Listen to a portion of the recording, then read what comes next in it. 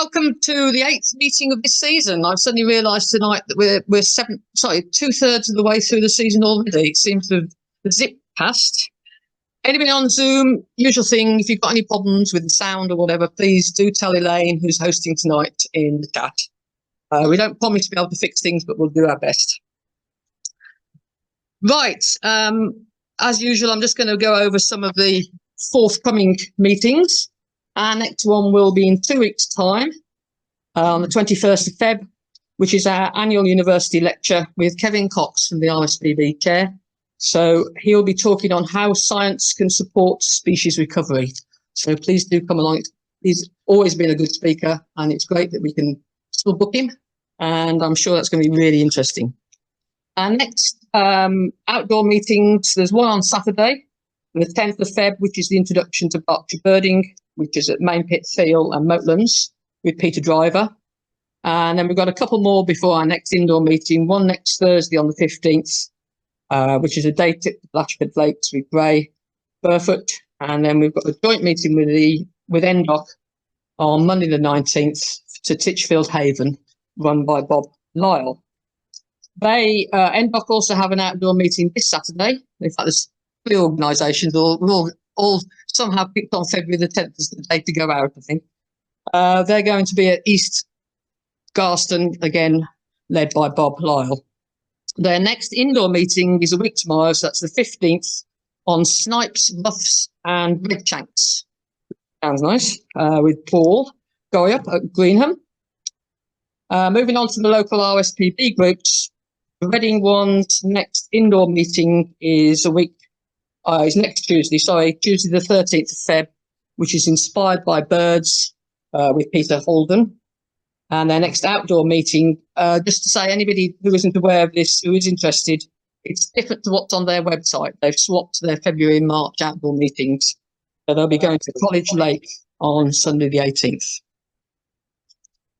And lastly, the Wokingham Bracknell RSPB group, their next indoor meeting is tomorrow, the Thursday the 8th, when it's wildlife and conservation in Windsor Great Park.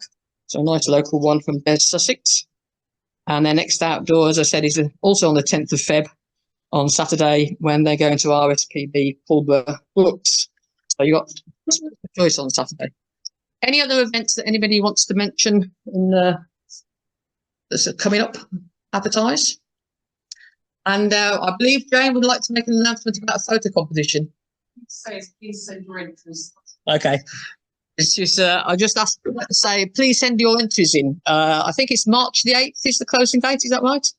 That was what, yeah. It was on the slides. It's on the website. Please do send them in. It's always a good evening. And this time, if my memory serves me correctly, all the entries will be commented on in the evening rather than just rushed through at the start. I have a plea while I'm at it.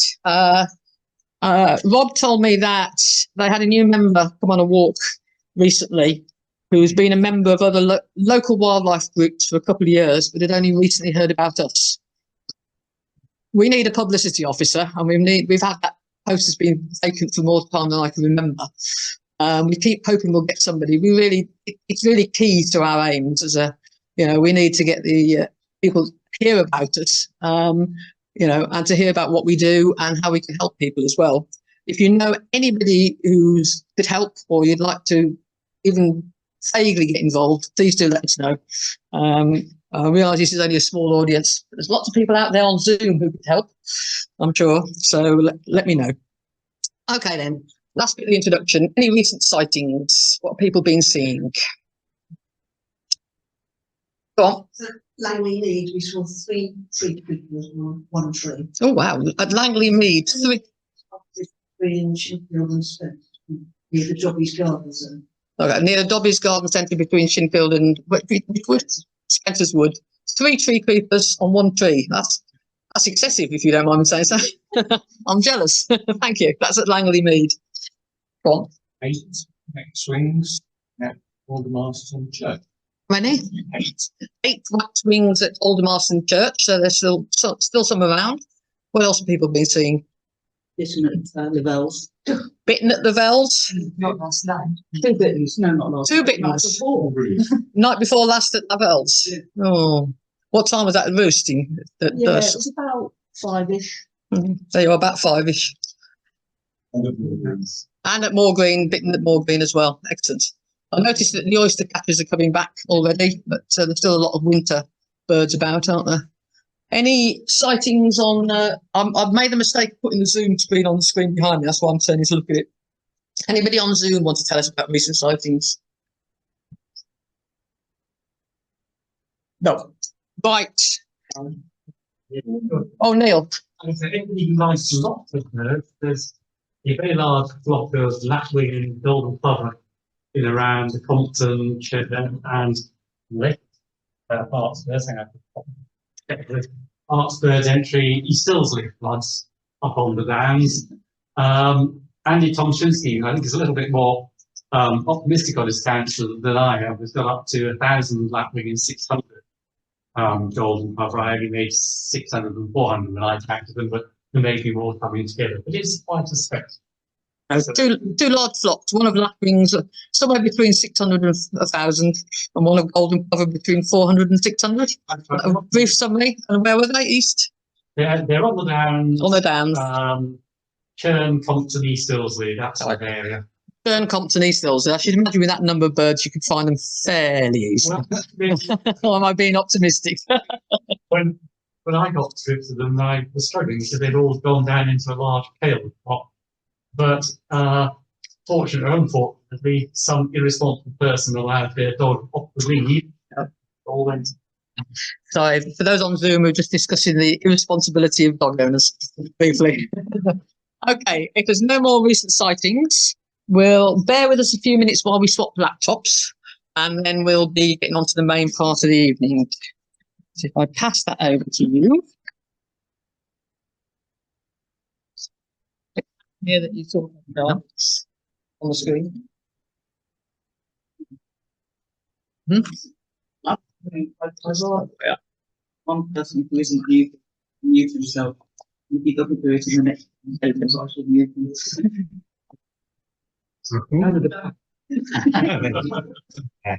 Let me just see, I'm just going to flip it through. Perfect. Now this one is still unmuted, so that should all be working. Yeah. Okay. Where am I? Right, Yeah. we think we're set up. Just That was one quick, moment. actually, quicker than we normally do. Let me introduce you to our speaker for this evening. Paul is I'm committed a sin and walking away from the microphone. Sorry. Paul is a professional wildlife photographer and TV cameraman whose work has appeared not only in global press, I was going to say not only in the British press, but also globally. That's all one from India. Yeah. And he's won major awards, and I'm going to say that's too many to mention because I counted 18 listed on your website. I was very impressed with. He's also a freelance producer on documentaries for TV, and he's very well travelled. Tonight, we're going to have a photographic journey from a couple of Europe's great birdwatching hotspots, I believe, starting with the Arctic. Yeah. And moving on to somewhere warmer later on. I can't wait. This is a highlight of the year for me. Anyway, let me introduce you to Paul. Right. Thank you. Hi. So this. Well, thank you for the welcome. So this is going to be a kind of evening of 2 parts. So the first is going to be a longer talk on one of my favourite places for bird watching and bird photography, Svalbard or Spitsbergen. And then after our refreshments, I'm going to talk about a couple of other of my favourite European locations. So Lake Kerkini in Greece, which is famed for its Dalmatian pelicans, and also a couple of spots in Spain, which I had the fortune to photograph up to about 12 different species of bird of prey there last winter and spring. So first talk, this will be about 45-50 minutes, hopefully, and it's a kind of celebration, visual celebration of the Arctic, mainly birds. There will be a few mammals and things thrown in as well. It's kind of hard not to include the Arctic foxes, which were the reason why I went to this place in the first place. So I've been going to Svalbard since 2018, and there was a slightly weird invitation that I received from a friend of mine who I do workshops with in Italy, and one of his friends who by day... So we're not sharing the screen. Oh, are we not sharing?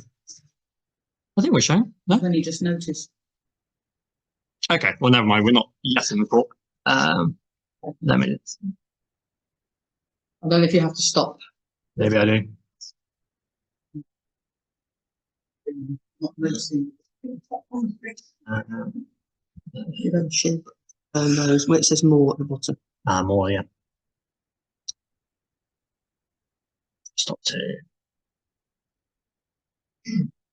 Coming through. Let's play. Thank you, Elaine. Thank you. That looked Okay. good anyway, so. There we go. Okay, sorry, we're back. Okay, so I first went to Svalbard in 2018, June, which is kind of height of the bird migration. And it was with a friend of mine called Mattia, who I do lots of guiding with in Italy and Spain, and also one of his friends who has a slightly strange double life. By day, he works as a funeral home director, and then when he's not doing that, he goes off and chases polar bears and animals of the Arctic. Kind of strange double existence, but this guy, Michele, he invited Mattia and me at massive discount rates to go with him to stay in this little cabin in Svalbard in Longyearbyen, which is the most kind of permanent inhabited settlement in Svalbard. And it was a week going photographing Arctic foxes, whales, polar bears, birds, and being from Edinburgh and originally, well, as in I studied in Edinburgh and spending a lot of time up in the kind of northern countries, going to the Arctic was something I really couldn't use. So this is where we are. So Svalbard is a map which has the country with all the dots around it, and Longyearbyen is kind of halfway up on the left side, and that was our base. It's kind of, if you haven't been, it's got a kind of ski town vibe. It's quite a small town, and there's kind of one road running through from the town into the valley, and the airport is only about 5 minutes away from the town. And then it's basically just a straight hour-long drive all the way to the end of the valley into the mountains. And we'll see the entire course of this road in this talk with fantastic tundra pools and lagoons right at water level by the road. So you can just drive one into the other and see an amazing, dazzling variety of animals. So minimalism, I mean, we'll see other photo locations later on in the evening for them. Minimalistic landscapes and pure white canvases of snow is kind of what really excites me as a photographer, as a bird watcher, because anything can kind of enter and leave the shot, and you can kind of build up shots from scratch. So having done a lot of photography in Scotland and previously in Alaska and Iceland and up in Hokkaido in Japan, this landscape, just as soon as we were flying in, I just thought, oh my God, this is going to be the greatest week ever. And I've been going back every summer since. It's kind of a place that keeps on giving. Also in June, July, it's 24 hours daylight. So it's very hard as well getting off the plane to go to bed, because immediately straight off the plane, we get these. This is the first photo I took on that first ever trip. I kid you not, there was nothing else I photographed. This was literally camera straight out of the bag, a couple of pink-footed geese just as a kind of record shot, and then this Arctic fox ran out of nowhere. And we were thinking we would have to be sitting in hides, camouflaged and things. And, we were all ready with our camouflage netting, big long lenses, 600 mil or whatever, thinking we're going to have to stake out long nights in the cold and in the snow. When we arrived, I think it was about maybe 3 degrees, quite balmy. For that time of year, and these foxes were just running around, feet away from us. So any kind of preconceived notion of needing camouflage and sitting in hides and things just completely went out the window. So actually, we could even sit in the comfort of our kitchen and have this fantastic individual. But the reason why this particular individual was, they're generally quite tame, but the reason why this one was particularly tame, sorry, I just skipped the slides, it was because there's an eider colony right outside our cabin. So we had the kettle on, sleeping bags out, and just sat and watched in the warmth as the fox came and went during the night. So this talk is going to be a bit of mammals, a bit of birds, a bit of illustrative. Some of it kind of plays off. I do a lot of not just photography and bird watching, but also keeping a kind of diary of my sightings, doing painting as well. So it's going to be a little bit, poetic or diary quality this talk as well, just so you know. This thing. Here we go.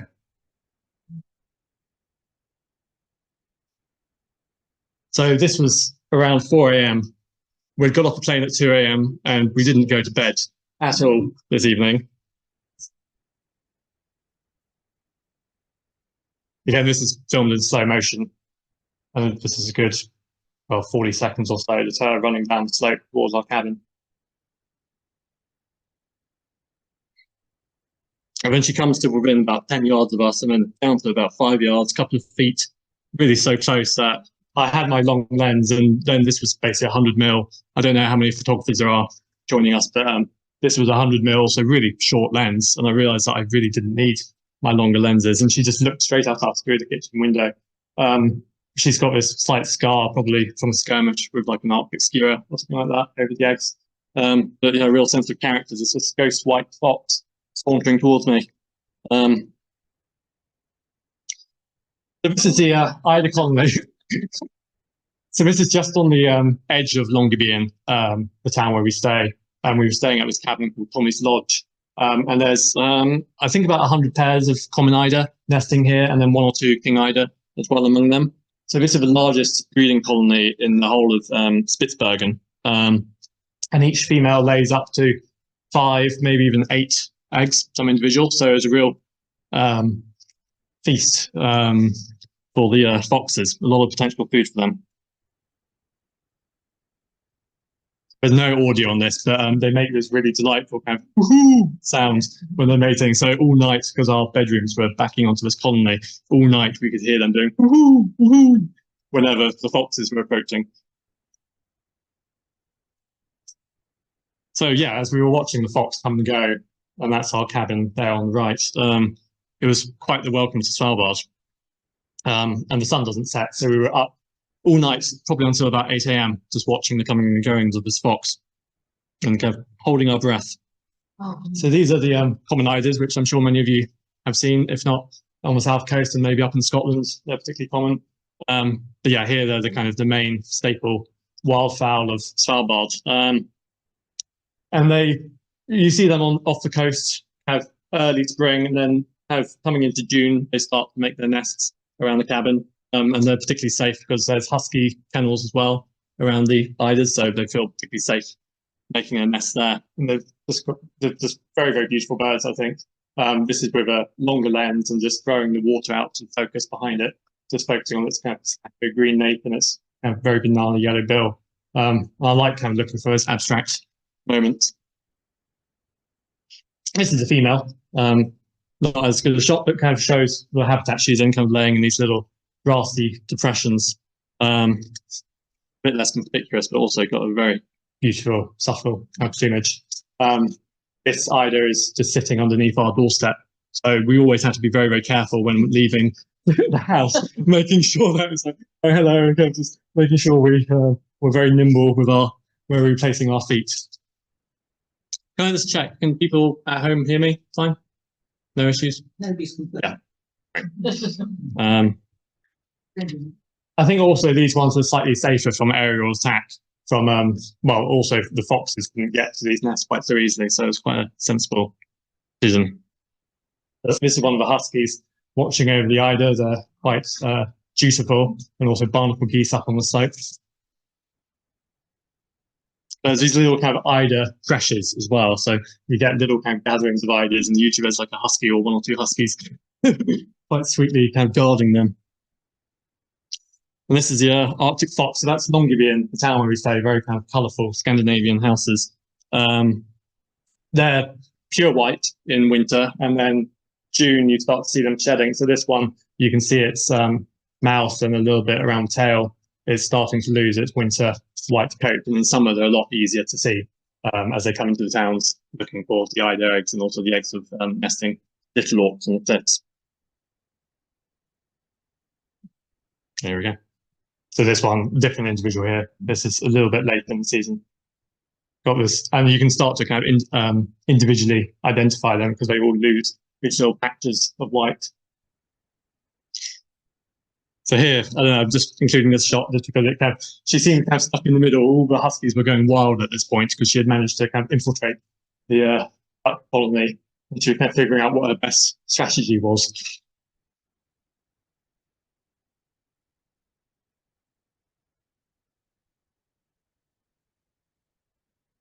a lot of the geese actually seemed quite unconcerned by her, and it was only when this fox was right on top of the eggs that the geese kind of started to honk and scare her off.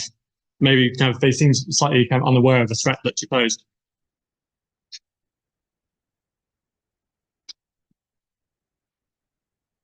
Then sometimes, if the geese would sometimes come honking towards her here, then she'd try chasing them off.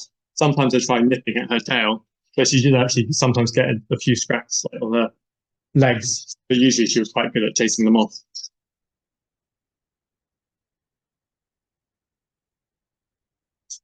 Here's another one of the scavengers of the eider eggs, the Arctic skua. Really beautiful bird, these. We have a great on the Arctic skuas in the UK here. Arctic skuas are the equivalent of birds of prey in Svalbard. So whilst you might get things like Gaia falcons in Iceland or merlins, in Svalbard there aren't any birds of prey, there aren't any raptors. So Arctic skuas fill that niche. And they're known, as colloquially like the pirates of the sea. But here they're real pirates of the tundra, scavenging after everything and chasing the chasing the foxes off. So quite often, if the fox found an egg, the Arctic skuas would try swooping in for an easy meal.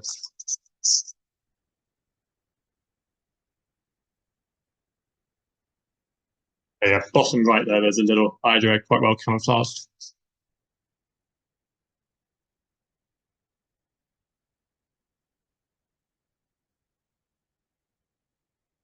There's a snowy slope running up behind the house. So whilst waiting for the fox would often come down from on top of a ledge.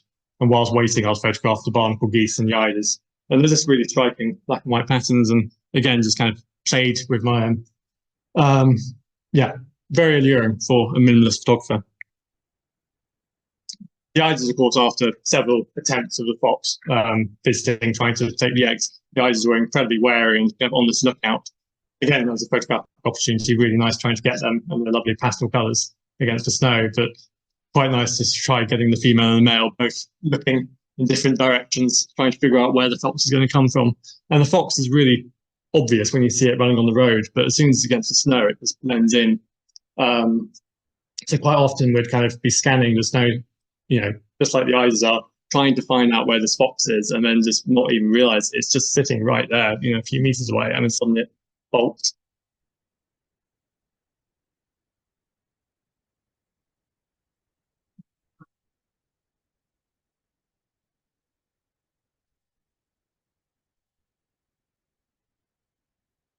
So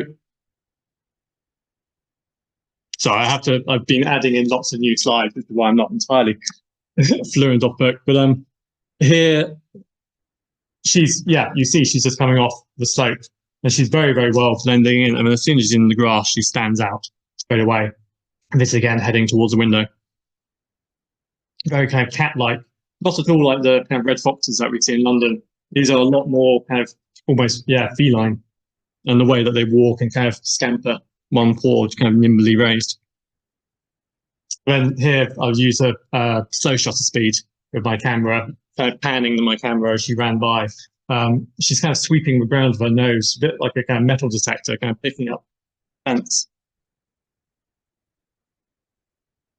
Some of the eiders decide to nest a little bit further away from the little pressures, like up on the little more rocky slopes, and they put their eggs underneath the boulders. This is one of the old coal mines of the town. Longyearbyen is a historic coal mining and whaling station, and this is one of the old mines up here, and some of the more modern residential housing at the bottom.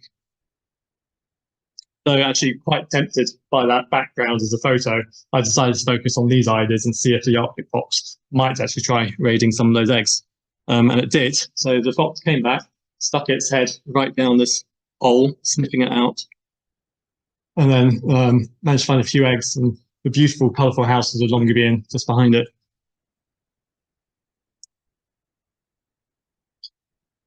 Quite often the hunts actually happen very quickly. So she'd get an egg and have her back to us, and then just scamper off. And it's like, did she get something? Did she get something? And quite often we wouldn't actually really see what she got, but she'd go off, not eat anything on the spot. Usually she'll be going back up the snowy slope, stashing the eggs for later on in the season when the cubs were born, or else for the winter.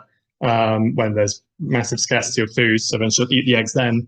And putting them underneath the permafrost, underneath the snow, would actually help preserve the eggs and keep them fresh for several months. So very rarely would she eat something on the spot. And here's one shot I managed to get of her with an eider egg, kind of thing it.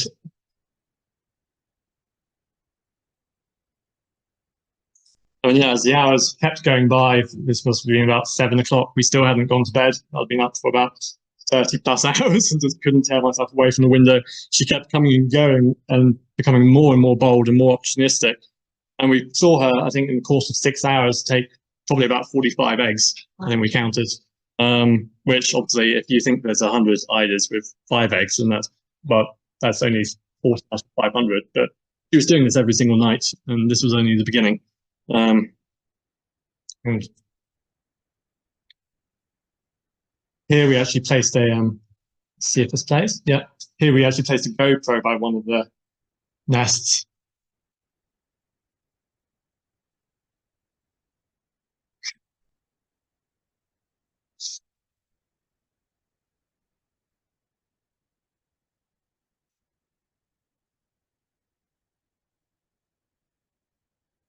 This was kind of towards the end of the night, and it always she always seemed quite pleased, but actually made me wonder, that was literally the first night, and we saw her come back for the next 8 or 9 nights without fail, always just turning up like clockwork around 1, 2 o'clock in the morning and going on till about 8 a.m.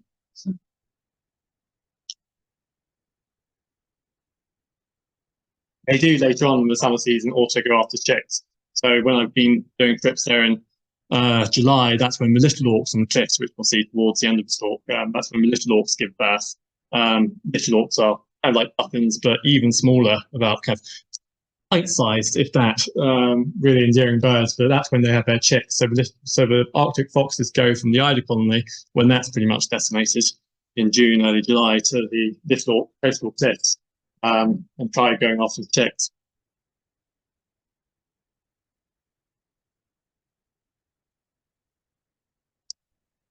So after a little bit of rest, a couple of hours of rest or so, we go straight off into the tundra and into the valley. So this is Adventdalen, literally translates in Norwegian as a spring valley, although it actually comes from a British whaling ship, Adventure, that was here in the mid-1600s. But I kind of think the name Adventdalen, Spring Valley or Advent Valley, is a bit more poetic, because it's kind of place where you really see summer coming in and winter melting away. In June, kind of peak of bird migration, peak of whale migration. It's strange how, like, I think in England we see the seasons very, very slowly shift. And, you know, February, March, we're hoping winter's going to end, and then we get a kind of little bit of tease of spring, and then it kind of vanishes, and then it just drags on and on and on, and then finally it's spring. In Svalbard, this seems to kind of sometimes happen overnight. And one night, the whole tundra can be covered in snow, and then overnight, it can all just melt. I mean, you just see kind of pockets of grass and various campion and saxifrage flowers popping up.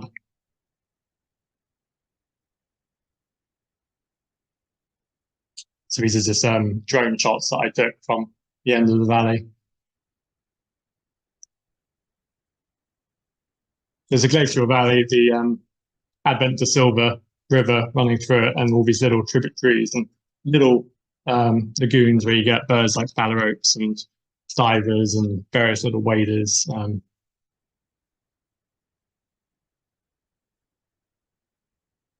It feels kind of slightly devoid of life in the late winter, early spring, and you get a few resident birds like the pink-footed geese and snow buntings there. But then basically June is the time when everything comes back. And it's kind of a miraculous transformation.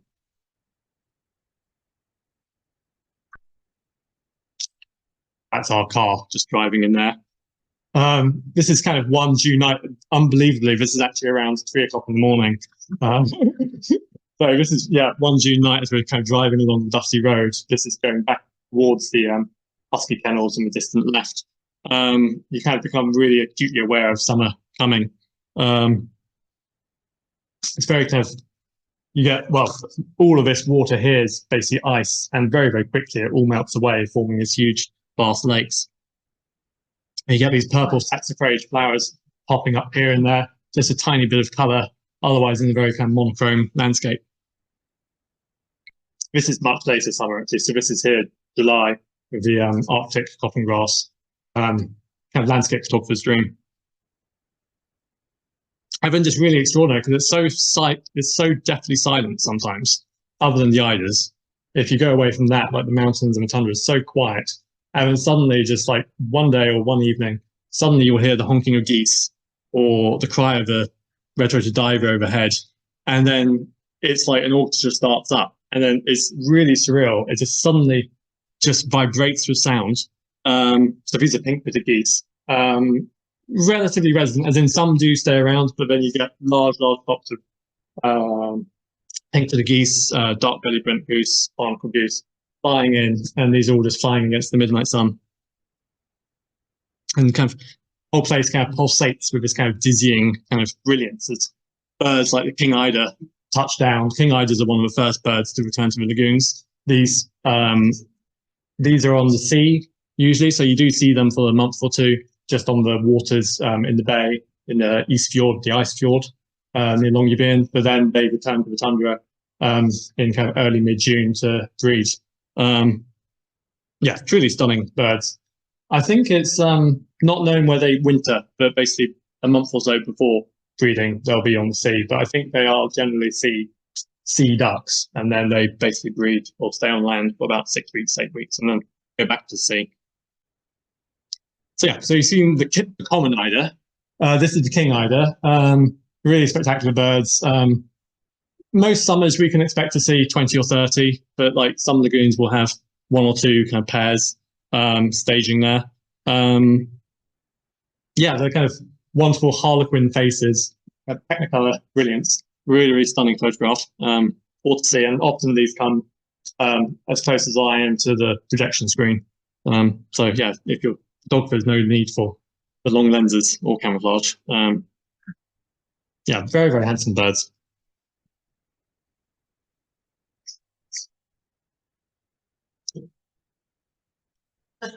Sorry, was there?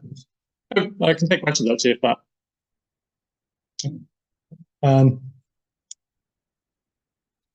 Actually, the tail ends I find kind of almost as striking as the head ends, kind of almost like a teepee or a wigwam.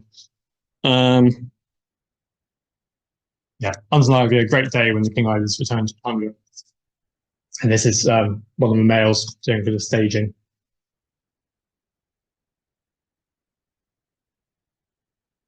I mean, yeah, when they're ready to mate, then the female, it's almost like he's drowning her. It's slightly bizarre, quite top heavy. Often takes place in the water.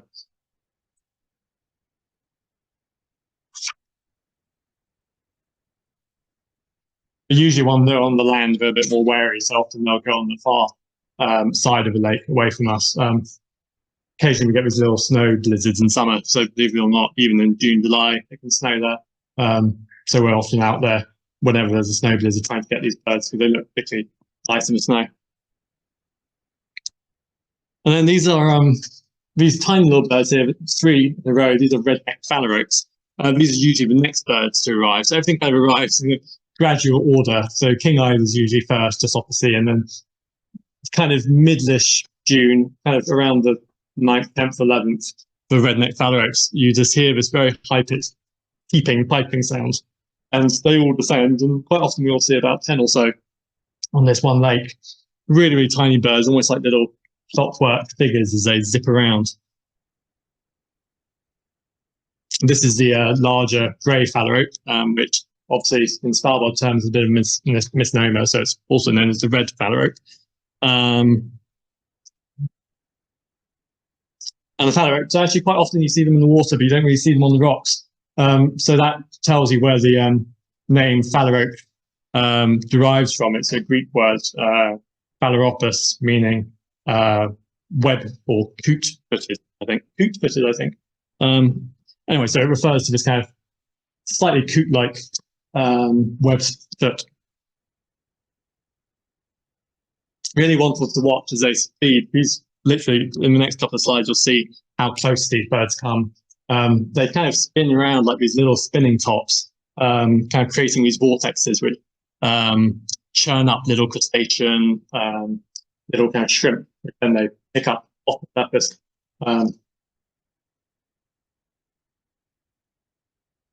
And yeah, unusually among birds, they're sexually dimorphic. So the female bird is more colourful than the male as well, and the male will sit on the eggs. This is a few of our groups photographing the phalaropes a couple of years ago. They're really close and really mucky and muddy, and there's actually a GoPro in the water as well, trying to, seeing the success of the Arctic fox, we thought, why not try it with the phalaropes and see if they come near. Actually, here's a little bit of tiny short bit of video showing the phalaropes coming close to the GoPro on the camera.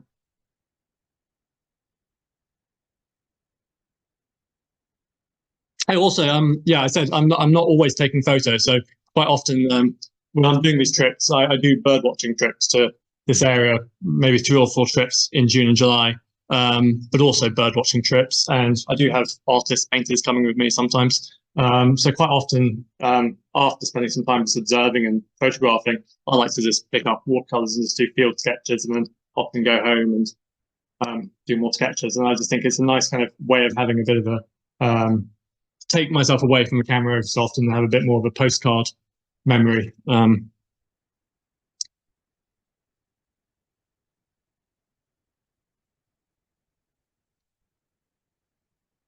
Yeah, really delightful to watch. And even with, you get this quite minimalist, if you get very, very low down to the water level, it blurs out the water texture. And I like getting these kind of very, very wide open shots of very small subjects. And then generally, kind of one of the last birds to arrive on the tundra lagoons is a long-tailed duck with common eider in the background there. Also, very beautiful bird.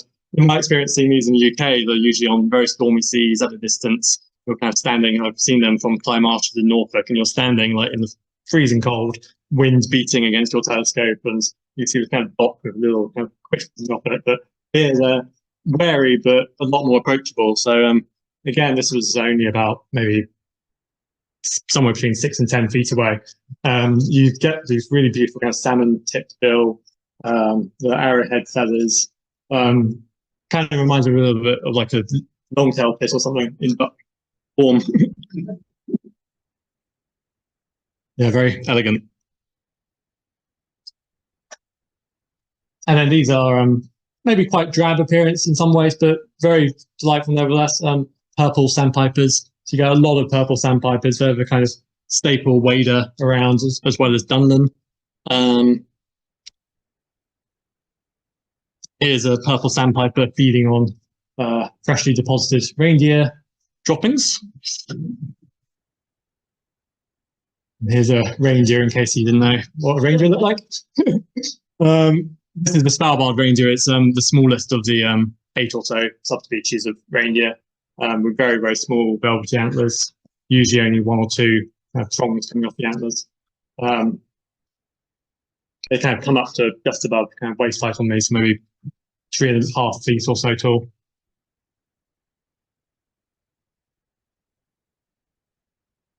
And yeah, like many shorebirds, when they make their nest, the sandpipers in London, they put up their wing as if it's a broken wing. So if there's an Arctic fox or potentially a photographer nearby, then they'll raise their wing and kind of try drawing them away from the nest or from their partner. There's another sandpiper just constructing a nest. And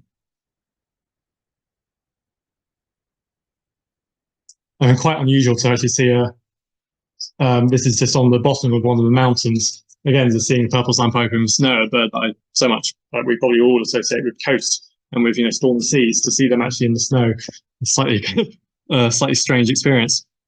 And much more at home. Much more at home in the snow is snow bunting as well. Really, really common everywhere you go in the tundra, and also around town. They're essentially like the house sparrows. You get them nesting on people's roofs, people's doorsteps. Yeah, delightful little bunting. But yeah, as I was saying earlier, I mean, it's kind of all the birds almost like all overnight decide now is the day to breed, now is the day to make our nests. And it's suddenly kind of everywhere you look, there's little pockets of activity. Sorry, not the best slide to say that on. And it's just a very, very evocative place. This looks a bit stormier than it actually was, but I mean, you get, because it's 24 hours daylight, you just see such shifts in the weather, in the climate. And like one moment it can be snowing very heavily, the next moment it can be glorious sunshine, the next moment, even though the sun doesn't set, you might get little kind of flashes of pink or gold in the sky. It's just a very, very special, evocative, moody place, and a real treat for bird photographers. And yeah, with kind of smorgasbord of king eiders and phalaropes oaks and things, it's very hard to know where to look and where to point the lens. But this is actually probably my favourite bird to see when we're out there on the tundra, by appearance, by sound. The red-throated diver, not the Arctic diver, not the Arctic loon or great northern diver. Sorry, I'm mixed up. I'm like Arctic loon. Arctic loon is the black-throated diver or great northern diver. Anyway, well, this is a red-throated diver, which is the only one that you get in Svalbard. And when they return, you always hear them first. They have this amazing kind of cat-like wailing call. And they always look slightly ungainly as they fly in, and they usually circle the lake like a kind of airplane landing a few times, often, in twos or threes, calling, wailing to each other, this really haunting call.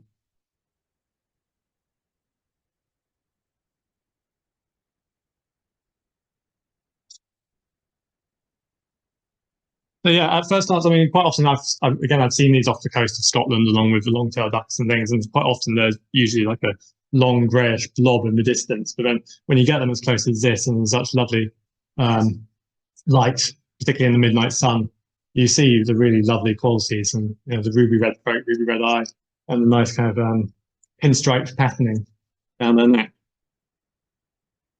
And regular observation reveals these little moments and little details. So here's one of the divers. I think the male and female are pretty much indistinguishable, maybe a very slight size difference, but here's one of the divers calling to its mate.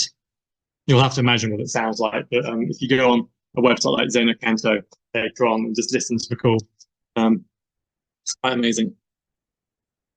And then here's the other bird. I think this is the male. It was chasing off a rival with these slightly kind of bowed wings and kind of surfing on the waves. They have this very synchronized dance, a little bit like great crested grebes. They'll often kind of do these head tosses side by side and dive at the same time, and then also present each other with bits of weed, all part of a kind of courtship. And they'll also offer, I think this is more accidental rather than anything, but they'll offer bits of cotton grass or feathers to each other as part of the bonding, and also to build their nesting platform.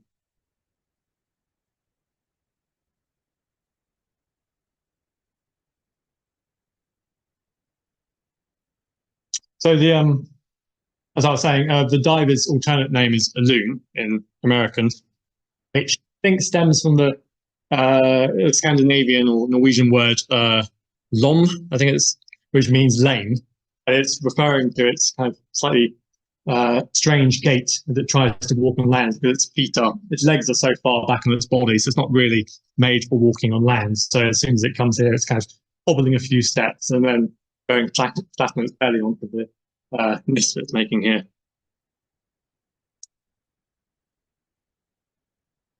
So again, every so often the female sits on the nest and the male will present it with pieces of moss. And then after, these were the first divers to come back to the tundra, and we hadn't seen them yet. And this was about halfway through our trip. So we were really keen to try getting some nice photos of the courtship and the nesting. And after several hours on one particular afternoon of watching them, we were treated to this amazing sight where the female just sat down and then laid an egg.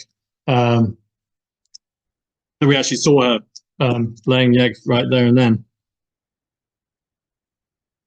And then what kind of followed, again, after our success with phalaropes and foxes, we were very tempted to, when they both left the nest at one moment, we put a GoPro right by the moss and just saw, what would happen. And what followed was this a really incredible moment. Yeah.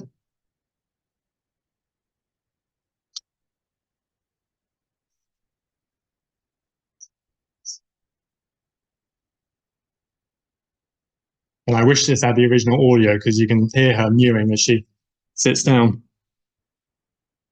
And the photo which opened this talk, which was my favourite photo from that trip, and it's the one that kind of stuck in my mind as I just have to come back, because those is obviously like every minute, and 24 hours daylight. Bear in mind, it's impossible to tear yourself away when there's anything could happen at any moment.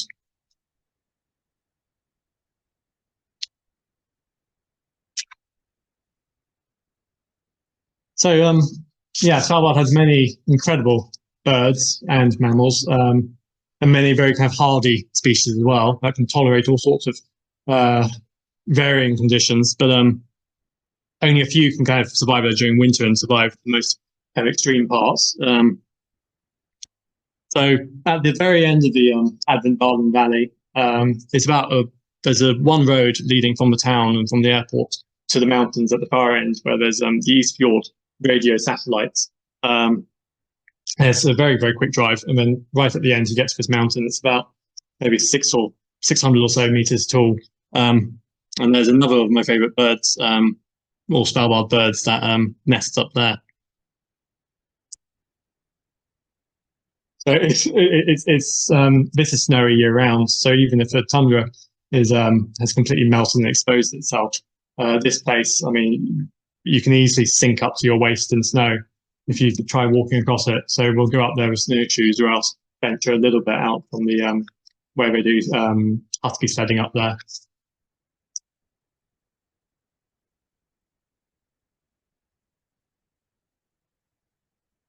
So this is kind of what we go for when we go up the mountains. Quite easy to find actually eventually when you know where they are. But this is a female ptarmigan, or the Svalbard ptarmigan. The only real difference between this and the one that we get in the UK is that the male is a little bit smaller and it remains white year round. So this is a female, very well hidden actually, usually when she lays down in the grass. There's one for photographers again, I think, we all had these long lenses and we just thought, what are we doing with these long lenses and camouflage? But I mean, obviously you have to be wary around these animals, but at the same time, they're quite confiding and trusting. So usually we'll spread out, and then the bird will often kind of start wandering, feeding quite happily around us. And here's the male perched on kind of prominent point, scanning for rivals. And when the male swoops in, kind of looking a bit like a eagle of some sort as he kind of swoops around, and he'll do this amazing courtship flight. This is a composite image of the male as he swoops by. So he kind of does this series of very rapid wing beats, which sends them up into the air, where he can be seen and heard by the females and by the males. And you can even see he's got these kind of red eyebrow cones, which you might just be able to see. So even at a distance, and even when he's half a kilometer away, you can quite often kind of see it like a little beacon of light flashing. And then he raises, he gets to the top of his kind of arc, comes down, emitting this kind of rattling call. And it would be like a kind of champagne cork kind of going a little bit. And then he kind of applies the brakes, swoops down, and then lands quite a little bit of a distance from the nest, not giving away the exact position of where the female is. A really stunning bird with kind of black outer tail feathers and the red eye wattle. And he kind of fans her tail, again, as a little bit of a signal to the female.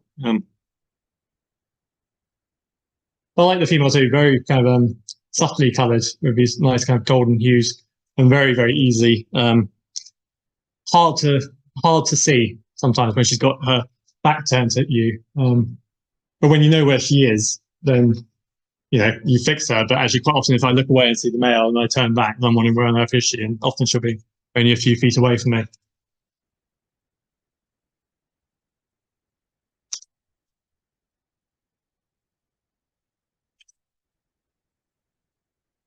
So the male kind of waits at a little bit of a distance, kind of rattling to her, coaxing her over.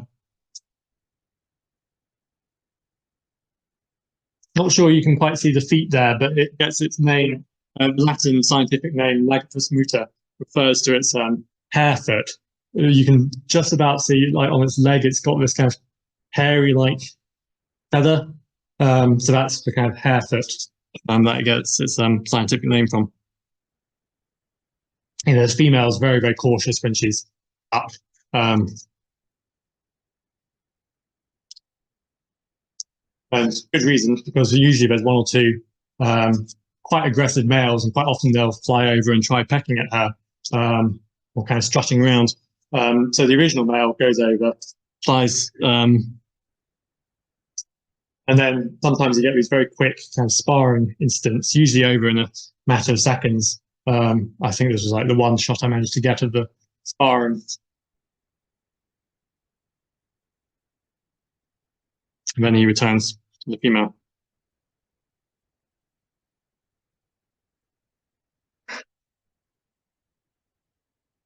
Yeah, okay, so obviously I didn't do these watercolor sketches in the snow. I'll be crazy, but again, do one or two pencil sketches if I'm there.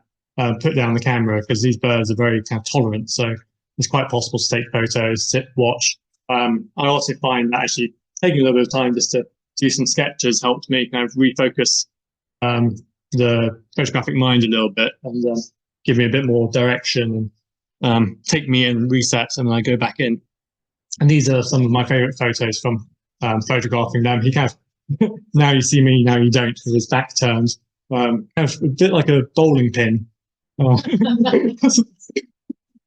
yeah, his red eye wattles, if it wasn't for that, then you wouldn't probably see him in the fog and in the blizzard.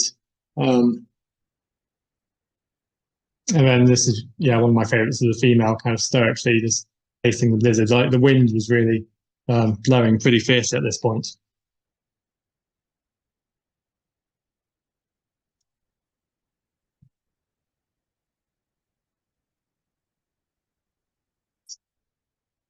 And quite often, whenever we go up these mountains, like the ptarmigan are pretty much reliably there, just getting on. And kind of whether it's snowing, or whether there's a blizzard, or whether it's fiercely cold or sunshine, they're always out there, kind of stoically pushing on. So obviously, I mean, so there's a tundra in the mountains, which is the main draw of Longyearbyen, and a lot of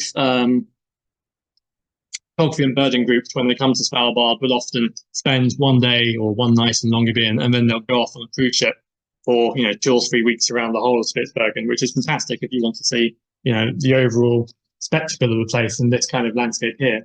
But I think you miss out on a lot of the tundra birds, and a lot of us just taking it slow and just absorbing the culture of the old mining town, absorbing the king eiders and long-tailed ducks and phalaropes, which phalaropes you wouldn't see when you're out on the open sea. So we will spend a week or 10 days every time I go, and we'll spend many, many days on the tundra just reliving it day in and just watching those opportunities and watching seasons unfold. And then we'll have a couple of days out on the sea. So this is one of 2 boat trips that I usually do out to a walrus colony across the East Fjord, the Ice Fjord. There are a couple of walrus colonies called Borabukta, which is near one of the Northern Schultz glaciers, and another beach colony where they actually sit on the sandy beaches at a place called Pullapunten. But that's a good 5-hour or so boat crossing to get to Pullapunten, and it's very rough seas. So usually we go straight across the bay, across the East Fjord, to see the walruses. But it's a really interesting landscape once you get out into the open sea, and this is one of the seabird cliffs with Brunix guillemot, and there might be 1 or 2 black guillemots as well in there. But yeah, largely Brunix guillemot on these cliffs. Kind of once you leave the mountains and the tundra and head to the coast, the kind of silence that you get up in those places kind of immediately replaced by the kind of cacophony of all these whirring seabirds and puffins, Brunix, black guillemots. And also, people shouting whales, and there's generally kind of good commotion when you're out on the open water, kind of swirling swirling wings of little auks as we take off. These are the little auks I mentioned earlier. They're probably like half pint glass size, and very, very cacophonous. It's quite a kind of sublime place to be. I mean, you get fulmars following the boat. This is the Arctic Svalbard blue morph of the fulmar that we get in the UK, although you do get the odd straggler coming to Scotland and the East Coast here. And I'm using a slow shutter speed, hanging the camera off the side of the boat just to get the kind of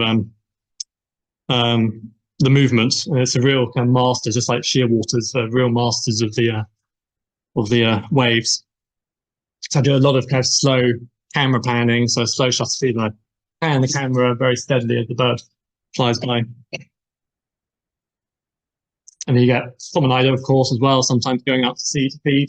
And again, in the it's not quite under midnight sun conditions, but you get this really nice kind of milky dappled light. And again, I play around with slow shutter speeds, my kind of more artistic in-camera techniques to kind of get the impression of the place. And quite often, the boat that we take out to the walrus colonies, there'll be an outside deck that you can get very close to. You'll get constant streams of eiders, skewers, all the different auk species.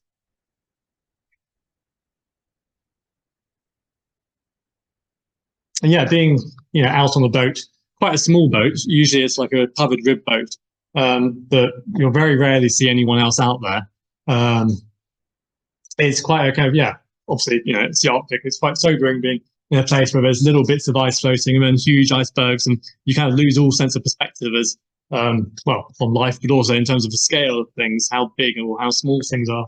It is really kind of overwhelmingly vast and open. Here's a Arctic skewer, again flying by the Northern Scholz Glacier. This is about one of maybe 20 or so glaciers that are across from the fjord from Longyearbyen. This glacier, I think, is at its highest point over 1 kilometre high. But again, when you're coming up to it, there's no way of really comprehending just how big it is until you have something like a polar bear walking below it or an Arctic skewer flying by, and then it's like, oh my god.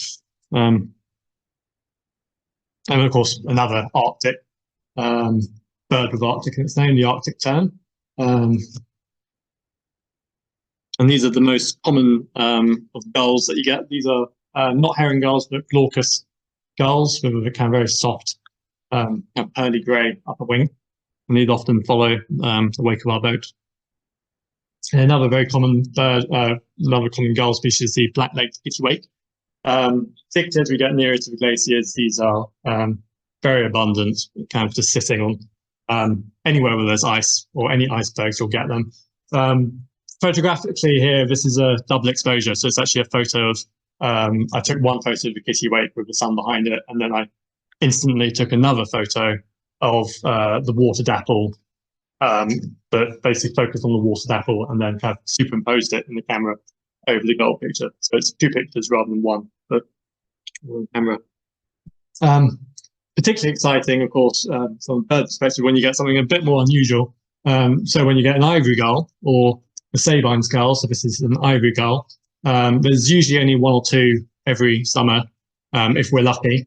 And usually they're attracted to if there's like a whale or seal carcass, or else actually outside our town, there's a kind of sewage wastewater pipe. So sometimes there's an individual, like last summer, who was attracted to that. And again, if you can get kind of interesting background, so this is actually just the dark part of an iceberg behind it, but in the distance, so you can get quite nice direct shots of the kind of white bird on black bird on black. So this is not a walrus. This is a bearded seal, one of the common mammals. They grow to about 8 feet or so long and have this lovely kind of rusty color and these amazing huge beards or beards.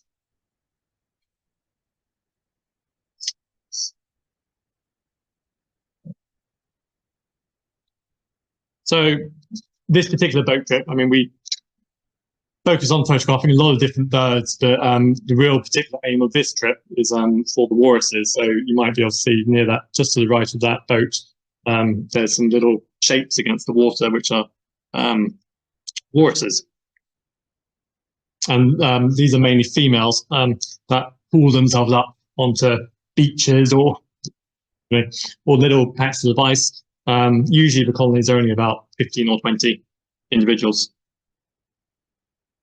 And it's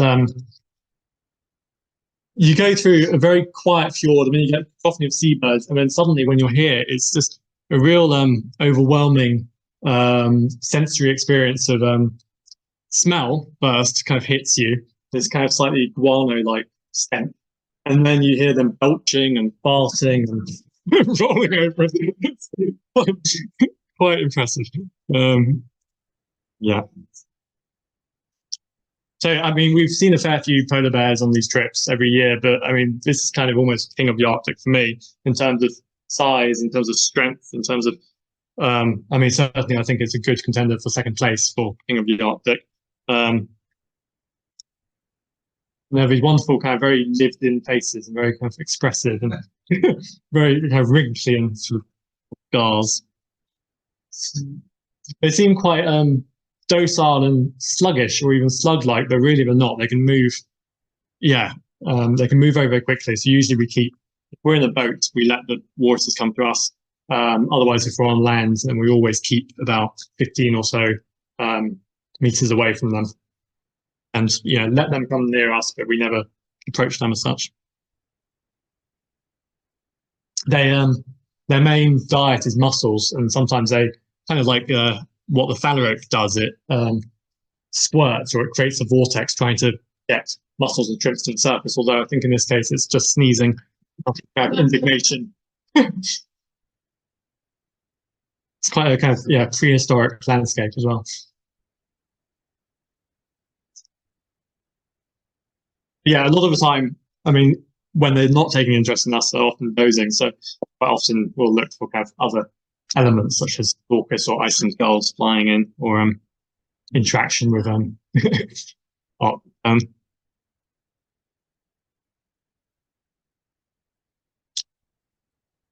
kind of, again, for particularly for minless photography, I just think it's really fascinating. They're kind of like these living landscapes of bone and flesh and hair and all these different scars and different stories. So this is where the longer lenses that I brought along do kind of come in handy for getting all the kind of little details, like the little bristles, puzzle, and all the little bumps. And this is obviously the flipper, almost like a scuba diver's flipper. The front flipper is a bit more like a seal, but this particular flipper makes the walrus a bit more unique among the seals and pinniped family.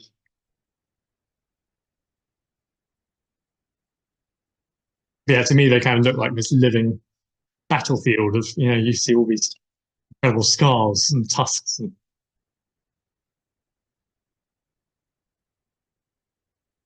when returning to the land, usually towards the end of the day, we've covered most of the habitats, but the one thing that kind of really stayed in people's mind when going here is the midnight sun. And just if you go in winter, then it would be the aurora borealis, but here you don't get that now, but you do get kind of almost sunsets or almost sunrises. You can never really say when, but quite often, kind of midnight, 1 o'clock, 2 o'clock in the morning, you just get these little shifts in the light.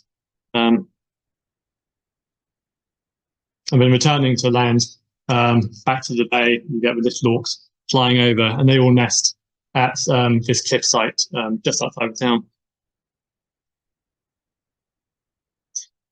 So close up, the little auks here. Again, really, really tiny birds, like maybe half or 2/3 the size of a puffin. This actually, it looks like it's in black and white, but it's not. This is color. So they're just these really kind of delightfully monochrome birds with a snowy slope behind them. And once we're among them, you can get very, very, very close. And they nest on quite steep cliff faces, but usually not too high up. But they often swirl overhead when there's a fox. So here we've got an Arctic fox, probably well fed on the eider eggs, now making a go for the little auks.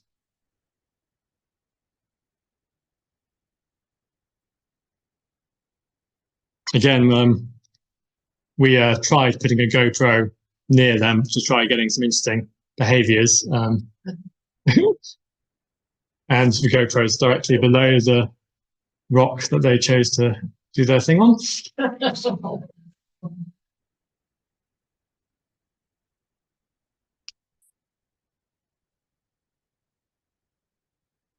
It's a very nice place to be when the midnight sun comes along, because you've got one direction. Again, this is probably about 2 o'clock in the morning. It's super quiet, but you just get these nice kind of glows, false sunsets. You've got the cliffs in front of you and the town, and then just behind you there's a whole fjord.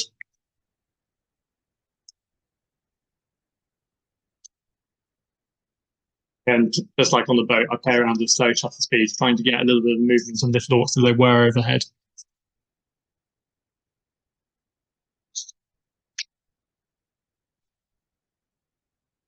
Yeah, particularly under the midnight sun, we just like to take our time. And that's the thing about staying in Longyearbyen rather than on a cruise ship. We just revisit places time and time again, just watching the weather conditions and the lighting conditions, and just trying to capture those unique kind of behavioral moments. So even if we think we've kind of exhausted the tundra, we'll often go back and you just get really wonderful moments, often sometimes quite fleeting, but sometimes the sun will stay quite low for a little while, giving us opportunities to like backlit and silhouette shots. So this is one of the redneck phalaropes dancing on the water. And you get a really nice kind of slightly bourbon or toppy coloured light, nice kind of evening glow.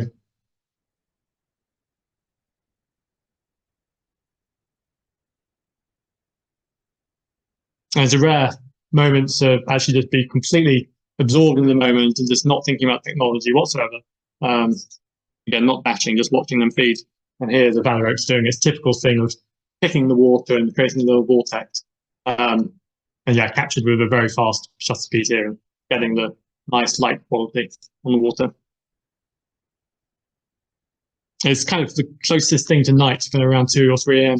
Quite often my group will want to go to bed after a very long day on the sea. And I say, no, if you can, or just have a little nap. And then we'll go out on the tundra for like a little drive, because that's when the Arctic fox are the most active, but also when you get, these light moments, which are, it's the light. I don't really mind what the subject is too much. It can be a snow bunting or flower or a polar bear, but if the light is right, then I think we chase that and we just sit with those moments. And then, the next day we eventually do go to bed, and then we start kind of all over again. So that's the end of this Svalbard bit. I can take questions now, or there's going to be another talk which is very different, which is on Spain and Greece, coming after our refreshments. Did you get the Svalbard? Is it accessible? It's more accessible than one would think, in terms of you fly to Oslo and then there's probably a flight about once a day or once every 2 days. So not accessible in that sense, but actually you go to Oslo and then you get on a 3-hour, maybe 4-hour flight, and then you're there. But you can't really do it self-guided. You have to kind of go with a group or else act onto a cruise ship. And obviously if you rent a car for yourself and go through all that, then it ends up being ludicrously pricey. So it's always best to be easier to be part of a group.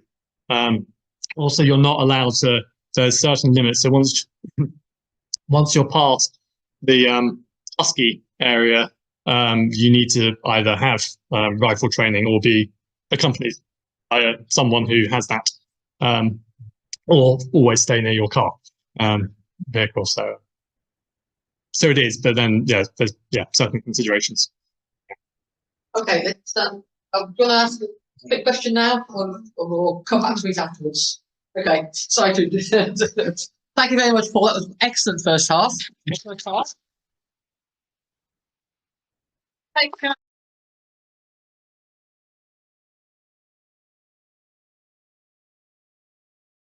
Going to go further south now. It's slightly warmer, and I'll just let you carry on, Paul. I'll turn the light up. Welcome back. Right. Right. So this is a much shorter talk. I don't know if it complicates things taking questions during. We can do questions after, but this is a bit more kind of just fluid, just a quick whiz through a couple of other photo locations and birding locations that I take groups to in Europe. So actually, before I talk about that, I just thought one of the big focuses on my workshops, as you saw with Svalbard, is about trying to just have a deep immersion with various species and really get to know them very, very intimately. And whatever it is, whether it's high octane kind of action moments or just very, very subtle moments, shifts in the light. So I thought kind of mentioning what the bird that, because I think all of us bird watchers and photographers have something that sparked the hobby for us. And for me, it was the grey heron that kind of got me really interested in photography and bird watching as a young boy, and also kick-started the idea of doing workshops and making more of a career out of doing the trips. And yeah, the grey heron was the bird that kind of stole my heart photographically and as a birder.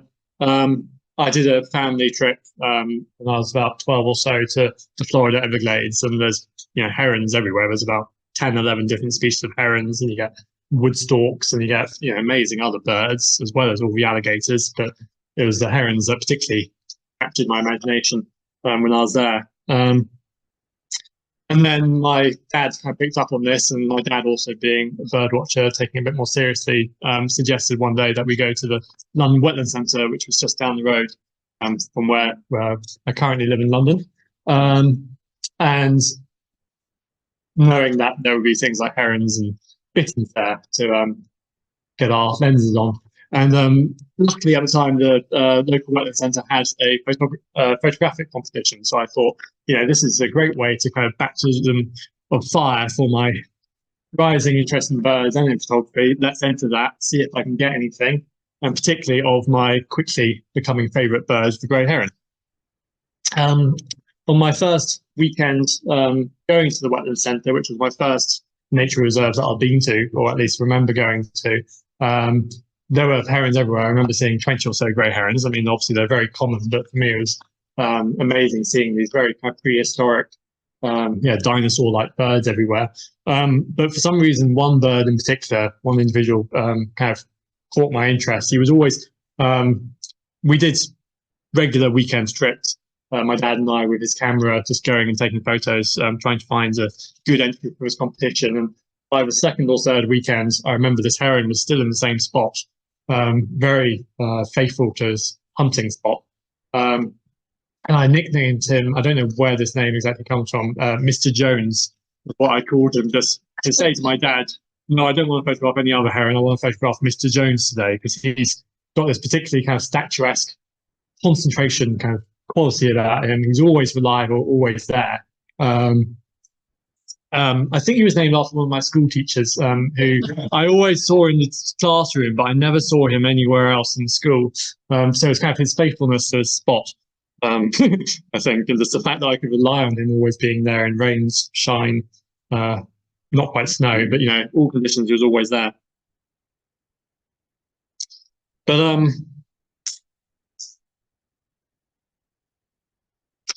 this was actually there's reed bed behind him, and I underexposed the camera here, so the background is actually much sunnier than it looks. But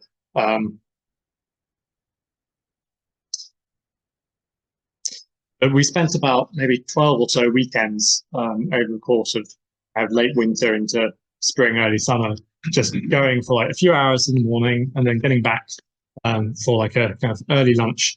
And over 40 hours, we'll watch him probably making very, very few, basically doing this for 40 hours. He did very, very little. And I realized I probably picked the wrong heron. So I wanted action, because what I really thought would be great would be getting a shot of him hunting a water vole or hunting a frog or something. And I've seen a couple of other herons successfully catch. And it's like, no, I don't know why stubbornly I decided to stick with him. But on one of the last sessions, I mean, this is on an old Canon film camera, just before the switch into DSLR. I managed to get this one shot where he made this kind of half-hearted attempt to get something, probably a water boatman or something, and missed. I was just getting a bit fed up and just thought, okay, well, I need some kind of entry for this competition. I'm not giving up with him. but yeah, somewhat disappointed. I think I possibly entered this photo and a couple of other photos that I got, and the deadline for the competition came and went. I genuinely can't remember if I entered or not, but it was kind of a bit of a blur. I put it out of my head. And then adding salt to the wound, I remember some point later on in the year, I think Times or Daily, some newspaper published this little story in like somewhere in the middle of the paper, and it said, I think the headline was something like "London's laziest bird?" ? And then a tagged grey heron at London Wetland Centre is, basically held as the laziest bird in the whole of London because it's been recorded to fly less than 1 mile in the whole of this year. I couldn't really have more bad luck. But anyway, but in the following weeks, I mean, obviously I've been striving for that action shot. I realised that the kind of long, 40-hour-long waits for something improbable, but something maybe magical, kind of got me completely hooked in bird watching and photography, because it's the long waits that made it more rewarding than the actual outcome. I say that quite bitterly. But yeah, Mr. Jones hadn't been a particularly good fisherman, and also not a particularly good teacher. But watching him for hours, it kind of got me philosophizing a little bit on the appeals of bird watching and what it is that makes us crazily get up crazy hours of the morning and out in the cold to do our thing. I think also with photography, we're quite obsessed with striving towards like the perfect end shot of something, and actually not being too forgivable to ourselves. As in, like, you'll get painters or sculptors who sketch things on paper first, and then they'll, sketch out ideas, and then they'll create a finished piece. Whereas photographers often think they have to create the best shot there and then move on. Whereas what I try to do with my photography and also with workshops is just take whatever. And obviously, if a bad day is not necessarily a bad day, it might be slightly less creative or less productive. But there's all sketches towards some general idea of capturing the essence of the heron or whatever it might be. And actually, a moment like this for me just captured the essence of Mr. Jones far better than anything I've tried to attempt to get of him hunting. Just a little bit of gentle sunset light through the reeds. So again, I underexposed in the camera here, doing a really high shutter speed, really narrow aperture, to making it basically as dark as I possibly could in the camera. And the light was shining through the reeds. There was no light on the reeds or the front of the reeds, so they appear completely black. And it just kind of seemed to give him this more kind of statuesque quality and really show him kind of concentrating on trying to catch something. A bit more of the essence of heron to me. Yeah, so I was feeling a little bit indignant about that newspaper article, kind of thinking, who cared if he was the laziest heron, let alone the laziest bird? He was kind of my laziest bird, and I'll kind of capture him and try to do him justice. So I kind of embarked on a little personal project, which is still ongoing, of kind of capturing 50 shades of grey heron. So I quite often do one of my first workshops alongside Svalbard is running photography workshops most weekends in winter and spring in Regent's Park in London, and that's where the birds are just super approachable, particularly herons, as well as parakeets and lots of wildfowl. And the great thing about that, as we saw also with Svalbard, is you don't necessarily need to have 600mm lenses. You can take along an iPhone or a GoPro or a little point and shoot and get all sorts of interesting details. And this was with just a little 50mm portrait lens. And again, when he doesn't look at the camera turned away, you get all these incredible kind of slightly like fashion shoots kind of details with this amazing kind of headdress. And yeah, the herons always kind of trigger a bit of a response from people who, even the more kind of experienced birders or photographers, but a lot of the people who come on my London workshops often have a kind of office day job, and they just want a bit of a shift, a bit of change in mentality. And it's always the herons that trigger some kind of response, maybe a bit of a chuckle or a wow, or I had no idea something like that existed in the city. So there's kind of an infinite variety of possibilities of photographing them. And even in silhouette as well, I think they're really distinctive. Like, instantly what it is or what it probably could be. It's kind of hunched back and its long beak and its crest. And yeah, the initial appeal for me was how prehistoric they are. But it's kind of so unlike other birds that you might find in the local park. And the heron particularly as they just wait and they don't move. They're so reliable and they barely move an inch over the course of an hour or two. So it really gives the chance to photographically and as a bird watcher to slow down and absorb all those details. And kind of take in not just the kind of reptile features, but the different textures and the different colors. And I like shooting against kind of quite white backgrounds to and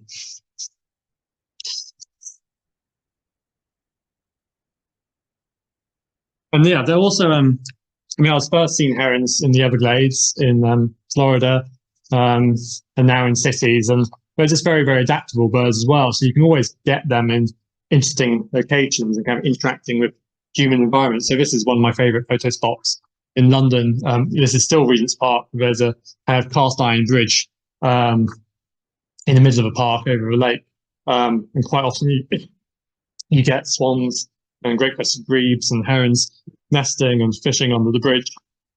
So it just creates a really unique creation for bird photos, and you get the morning light as well in winter slanting through. In case you're wondering, I did actually get a heron eventually hunting successfully. This was actually last year. I went to an otter photography hide in Lancashire pretty much this time last year, and spent best part of about 18 hours in the hide waiting for otters. But actually, it was a great herons who ended up stealing the show for me, because basically this was at night time. So I was in there from 3 o'clock in the afternoon until 8 or 9 o'clock the following morning, and the lake outside the hides. So we had kind of one-way glass, so no animals could see in or hear us. And then we had kind of various flash guns, very subtle lighting situated around the lake, which would go off when a subject came by. And they didn't seem at all disturbed by the lights, because there was also a road nearby. So none of our photography was disturbing them as they hunted. But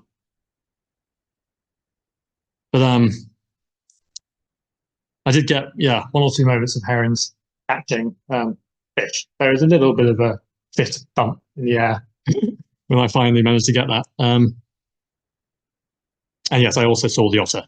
But for all but 5 minutes or so, an otter pup came by. And that was an amazing photographic moment last year. But still, the herons for me are kind of, what drives my passion.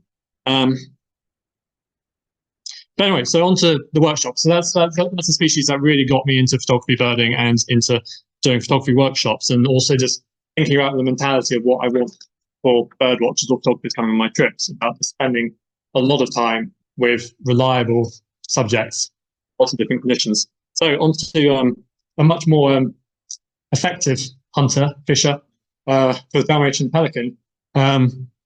So this is in Lake Kerkini, in northern Greece, near Thessaloniki. It's about an hour away from Thessaloniki. So we're just where that red pin is up there. It's quite near Bulgaria. It's a in winter, well, actually in spring particularly, there's over maybe 300 or so species of bird and 20 or so species of reptile. I think 40 species of mammal.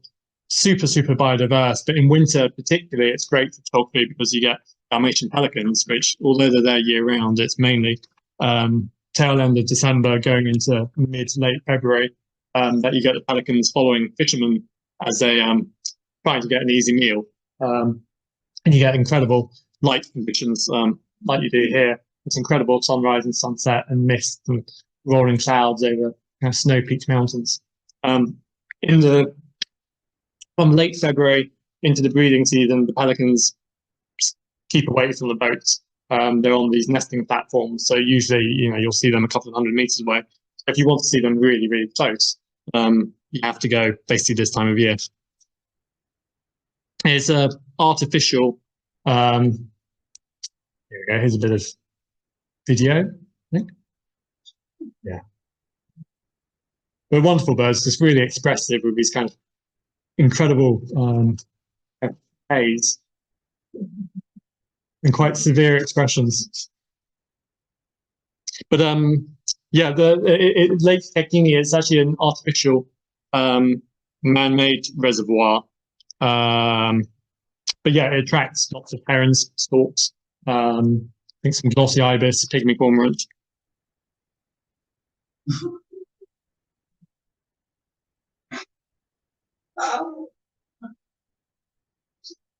Again, I mean, this is shot with a GoPro, which basically follow me from Svalbard to Greece. You can get this very, very, very close to these birds, and they're huge. I mean, they have wingspans up to 3, I think even 3.5 meters, some of them. Quite, yeah, when you're on the boat and they're coming that close to you, sometimes they do hit you a little bit.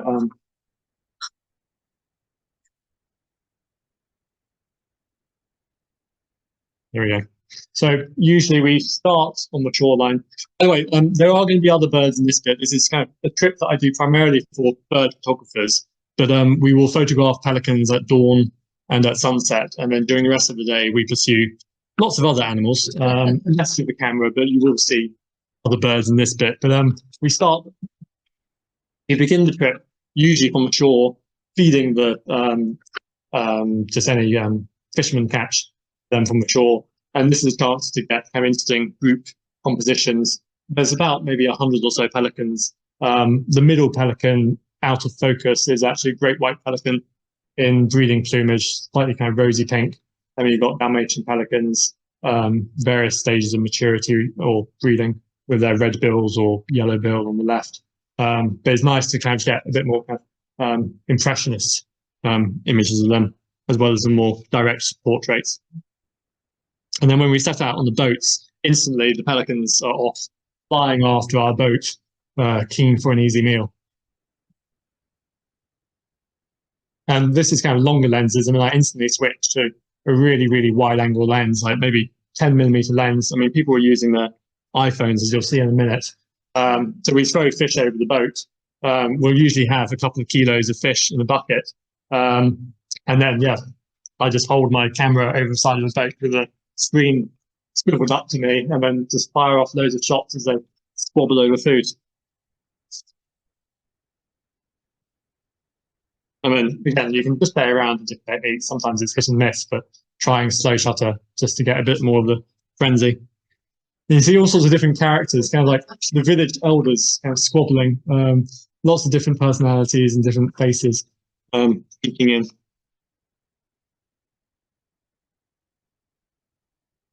And of course, they're famously big beak bill pouches with a wide angle or a fisheye lens. Greatly exaggerates their beak. I quite like this one. Getting a shot in the bucket and thinking the pelican on the right was the one doing the fishing, and then the pelican on the left, like, boy, Huey Nixon with his fish. It's a great scenario for getting, dynamic kind of range of portrait and flight and action and more kind of comical or unusual shots. And yeah, as you see there, they do sometimes land on the boat. And this is a chance to get some really interesting portraits. So some of the group, one guy with an iPhone on the right, someone else with a wide angle lens. I usually try to get down really, really low. I'm actually lying right on the deck of the boat here, surrounded by fish. This pelican giving me a bit of a quizzical expression, and the other birds just landed behind him, wings outspread.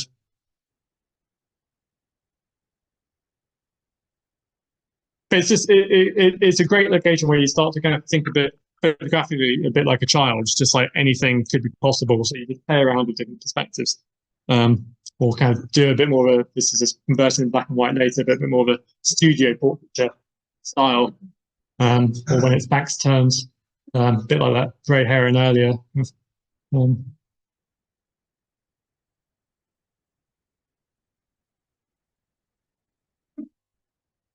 I did want one looking into his beak, which I might have to do next time I'm there.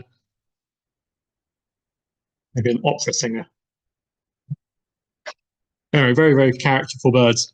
And then when we return to the shore, so this is an evening visit, again, I just hang the camera off the back of the boat and get the spray of the water and just play around to let the imagination go wild. And we get them picking up spray.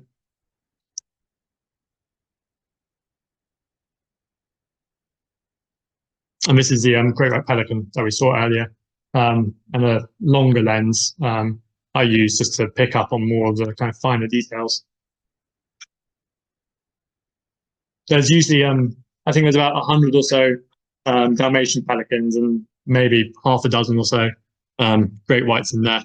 But usually they're not really white, it's more kind of salmon pink colour from the various shrimps, like flamingos, in that colour. These are less photographic, these are more just birding shots to give you a taste of other birds that we see. So greater spotted eagles and black stork, really, really common in that habitat. And yeah, we'll often spend the late morning into the mid-late afternoon visiting.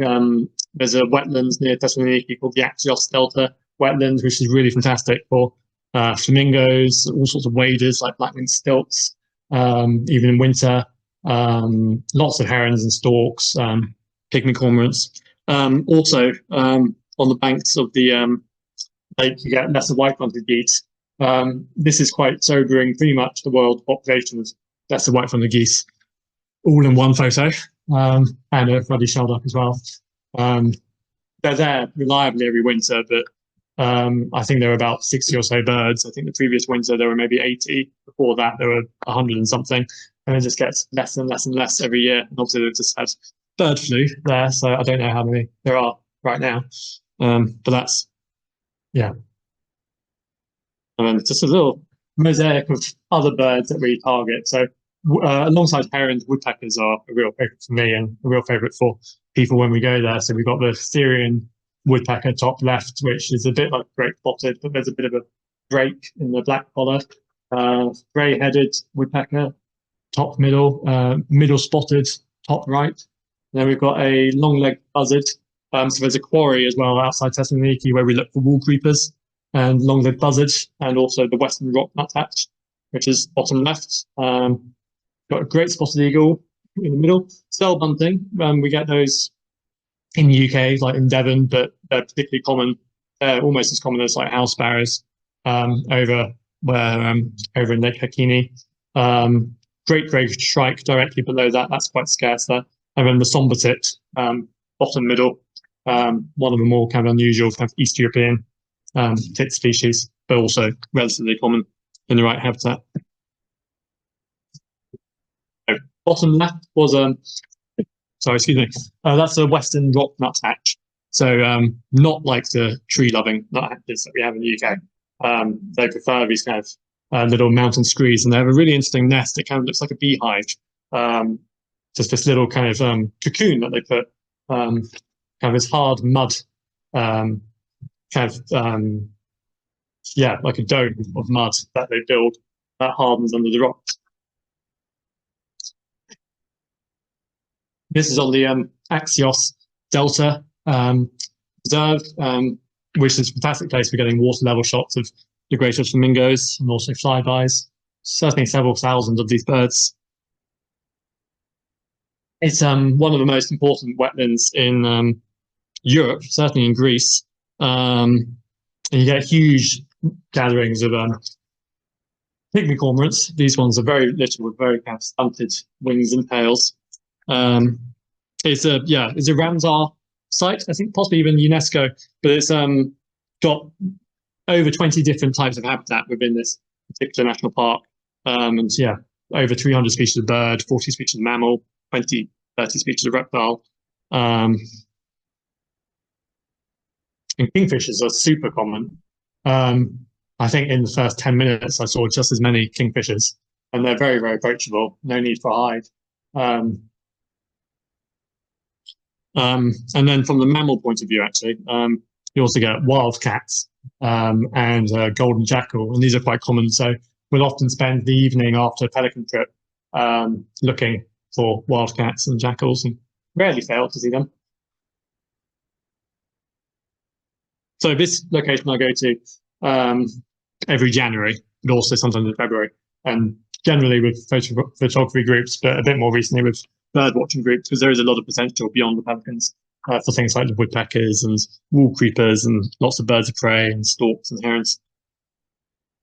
So just very quickly, just one other location I go to, which is a lot of the photography that we do is very slow paced and reflective and not dashing around. But if you want something a bit more high octane activity, that albeit there's a bit of waiting for this, but like if you like your bird of prey, fast action photography, then this is the place. There's about 12 different species of bird of prey. This is in the place I'm talking about is in Spain, two places I go to. So this is the town of Montsenice in the Pyrenees, a couple of hours away from Barcelona. And we get golden eagles, Benelli's eagles, lammergeiers, black and griffon vultures, goshawks, marsh harriers, buzzards, lesser kestrels, common kestrels, eagle owls. It goes on and on. And often a lot of these are right above the place where we stay. So this is a sense of the, again, taking my drone with me wherever I go. Sense of the incredible landscape you get there. So this is, where the red pin is, a town called Montsenice. So it's a couple of hours or so driving from Barcelona. And we stay in a little medieval fortress town. It's more like a hamlet called Montsenice.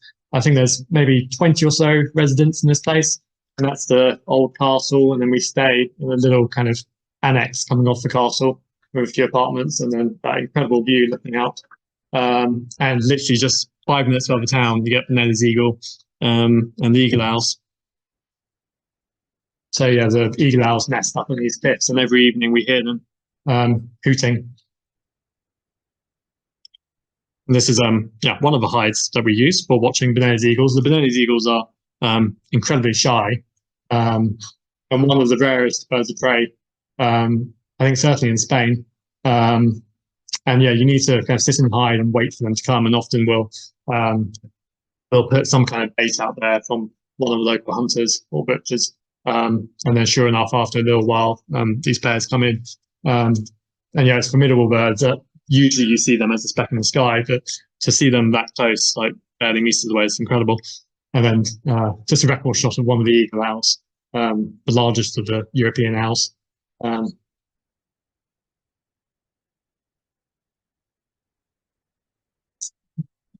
So it's with these hides. I mean, again, the opportunities for doing like GoPro or iPhone photography is incredible. So and just getting so close to all sorts of rare species. So quite often I'll dip my long lens and just put a little GoPro, or even, I mean, I've used an iPad just hooked up and take photos of lift owl here, or goshawk, or blue rock thrush here. And it's just fantastic. You get these amazing vantage points, which is what I like about these hides. Some hides, you get quite a bland background, or you don't really have much choice, and you're kind of looking at the same view for 6 hours. But with these hides, we try to get ones where there's kind of interesting, if not 360-degree view, close enough where you get a wonderful sweeping vista, and you can see the animals, the birds coming in. And then if you want to try wide-angle shots or get different conditions, then it allows that. Of course, also drinking reflection pools, something which is a bit more of a photography thing, are these reflection pools. And this is all one shot. You can get goshawks and marsh harriers and buzzards flying in. So buzzards here, goshawks, which when they fly in, they scare up. We don't bait this hide actually, so that I think is just a rabbit, of course, itself. But when the goshawks fly in, they just scare up everything. Quite formidable.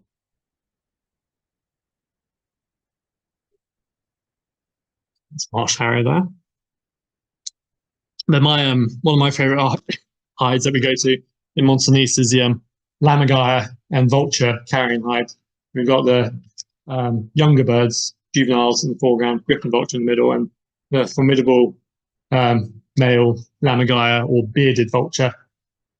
Two of them. There's probably about a dozen, maybe 15 lammergeiers at this one spot. And they're also known colloquially as bone crushers because of their, they don't go for the flesh, they go for bones, and they fly to great heights and drop the bones down in the cliff, get to the calcium deposits.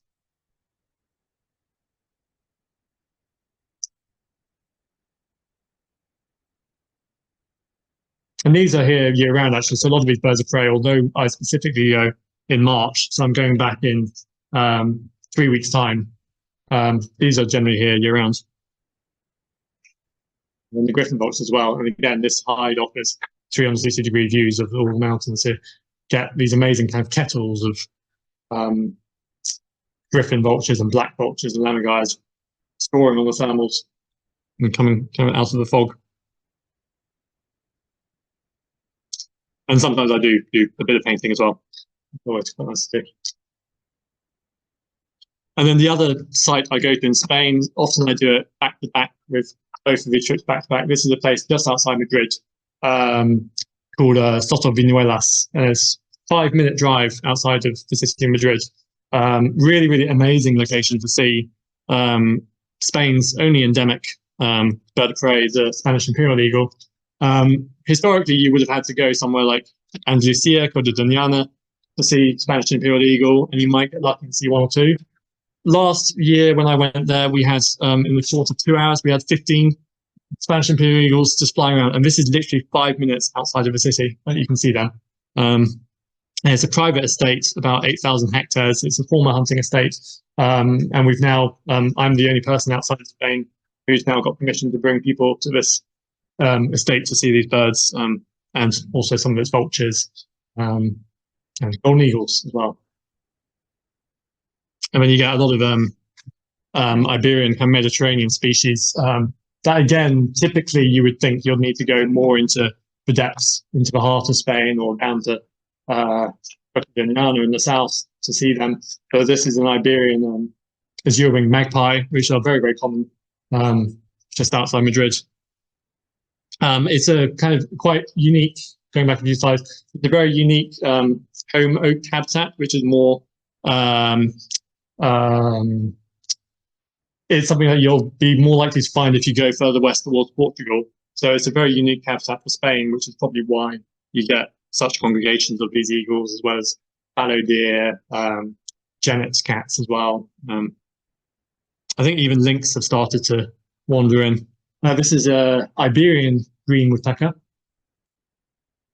And then there's lots of porified, so quite typical species of the forest include things like crested tits, rock sparrows with its very nice little dash of yellow,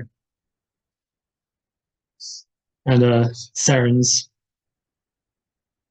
And also very common, the Sardinian warblers. The two very different but complementary locations, where again we just take our time, and fantastic birds. And obviously in spring you get, you know, not just those birds, but all the kind of things like great spotted cuckoos and bee-eaters and roses. So as I said, I'm going to be running more trips in March and then also through April. I think I'm probably close to time, if not over. So maybe now's the time for questions. But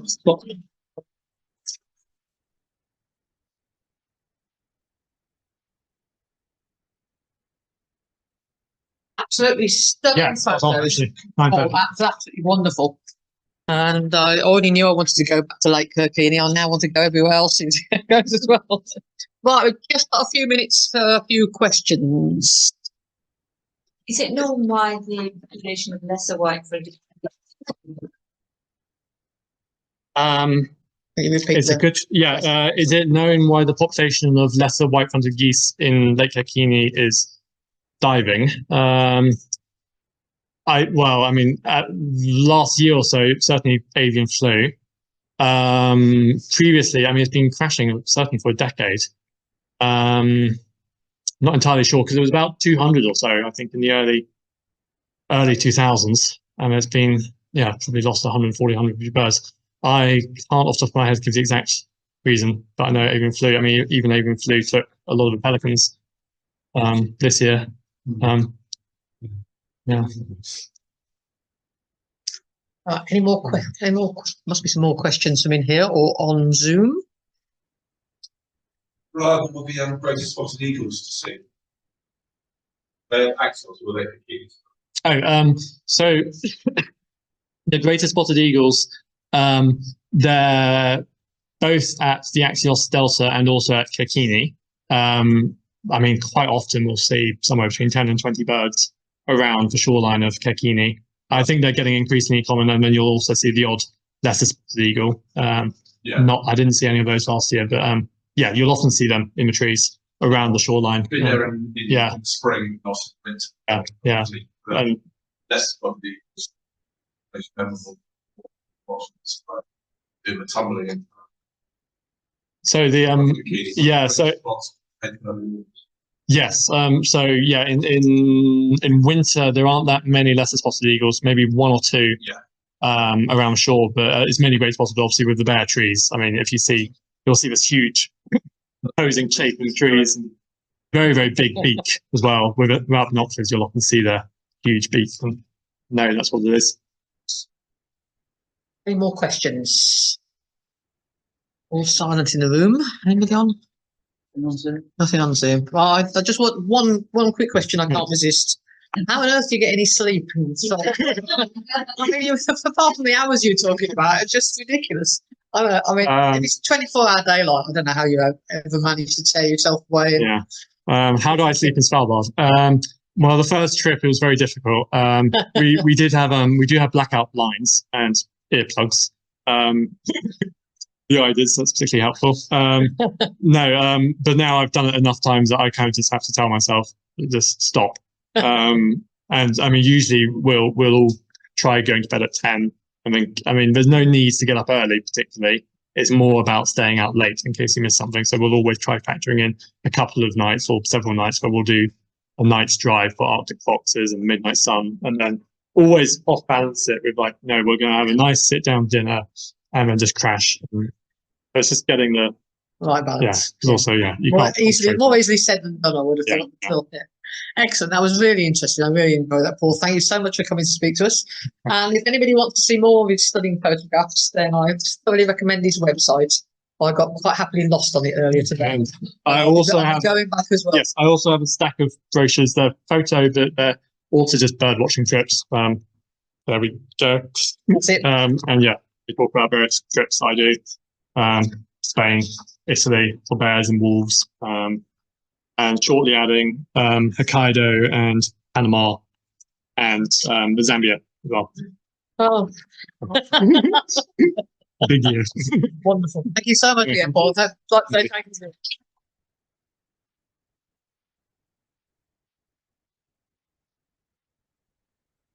All right, that was excellent. Remember that the next meeting is 2 weeks' time when it's our joint university lecture. And you've got Kevin Cox from the RSPB coming to talk to us, talking about how science can help species recovery. I hope to see you all then. Good night.